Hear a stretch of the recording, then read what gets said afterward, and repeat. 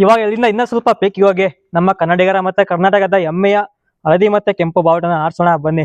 ಗುರುವೆ, ನಮ್ಮ ಕರ್ನಾಟಕದ ಫ್ಲಾಗ್ನ ಆರಿಸ್ಬೇಕಂತ ಇನ್ನೂ ಸ್ವಲ್ಪ ಪೀಕ್ ಹೋಗ್ಬೇಕಂತ ಅರ್ಧ ಗಂಟೆನ ದಾರಿ ಹುಡುಕಿ ಇವಾಗ ಒಂದು ದಾರಿ ಸಿಕ್ಕಿದೆ. ಬಟ್ ಈ ದಾರಿ ಸ್ವಲ್ಪ ಡಿಫಿಕಲ್ಟ್ ಆಗಿದೆ.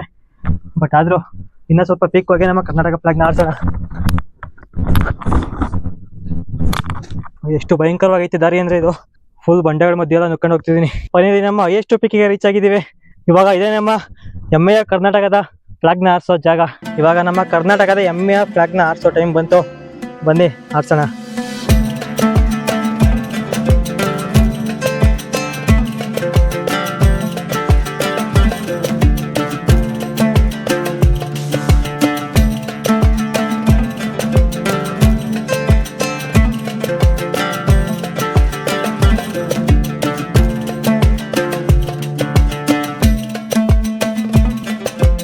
ಇದೇ ತರ ನಮ್ಮ ಕರ್ನಾಟಕದ ಫ್ಲಾಗ್ನ ಪ್ರಪಂಚದ ಮೂಲೆ ಮೂಲೆಯಲ್ಲೂ ಆರಿಸೋಣ.